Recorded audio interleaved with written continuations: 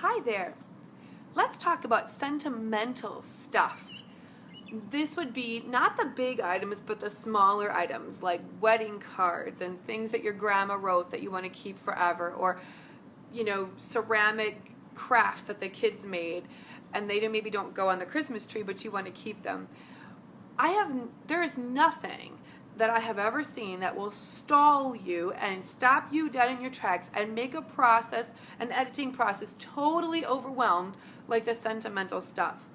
And it's everywhere. I saw it this weekend as I was helping a dear friend go through her craft area. We get to these pieces of quilt that are from grandma, and then we pause and then we tell a story, and that's great. I love that. I love grandma too. And then we see the cards from Mother's Day. And then our inclination, we stop and we say, oh, this is so special. Oh my gosh, I don't want this down here. Now what do I do with it? And we want it to go in this really special place that we haven't defined yet. And we want it to be like really cherished, because it is cherished and it's not replaceable. I mean, that ceramic plate that your kids made in kindergarten that's broken on two sides, it's not replaceable. It is special and you don't have to get rid of it. But it stops you from being able to declutter. And what happens, I see this a lot of times, we can't make a decision about what to do with it, so we stop, we set it somewhere outside of the room, and then when we're done with that room, we're still stuck with this thing that feels like really heavy and special, and what do I do with it? This is my suggestion to you, and this is what I did when I was moving, and all of the things in the big black hole of my last room in the basement had to be dealt with because the movers were coming. I just gave all the sentimental stuff a major category. I boxed it up in major categories as I moved through my house. This would be my tip for sentimental success.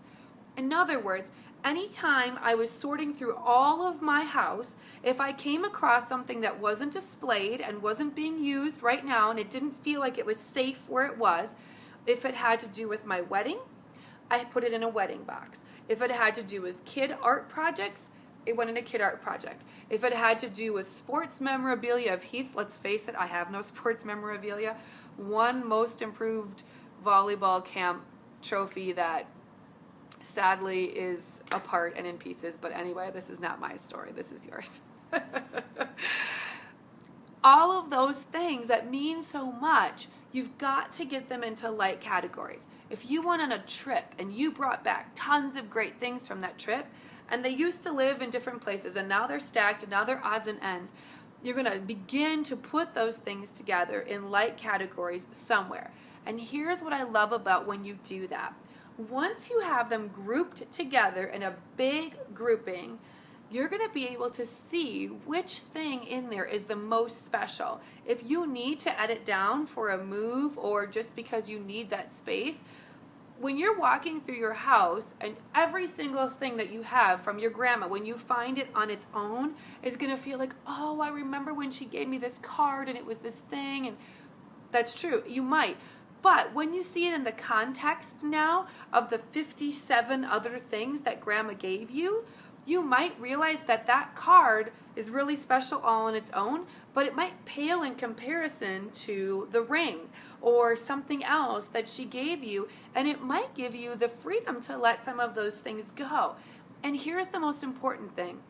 Once you have them categorized and grouped together, you can decide which things can be displayed. You could write yourself a note for doing a project or a display case or something with them later. But if you're going to do something with them later, at least you'll know where to go to find them and they won't get damaged or lost because they're just stuck in the bookshelf with random things. So begin. Take a box or a container or several if you have several categories. I do. I had about 10 categories, so don't feel bad.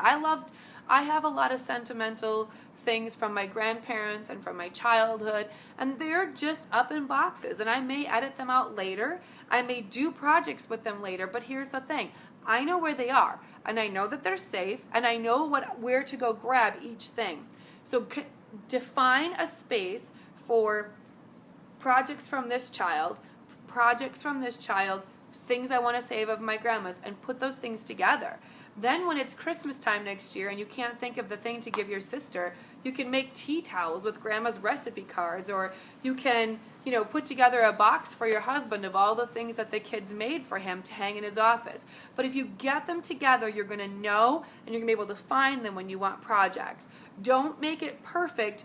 Everything that you find has to go to its final home. Just put them together, and then when you're ready to edit or improve on them or display them, you'll know right where they are, and nothing will happen to those precious, lovely things that we all hold so dearly, that just bring up so many beautiful memories and emotions for us. I will talk to you soon. I hope this helps you deal with sentimental stuff and helps you feel empowered to know that it's in a safe place. I'll talk to you soon.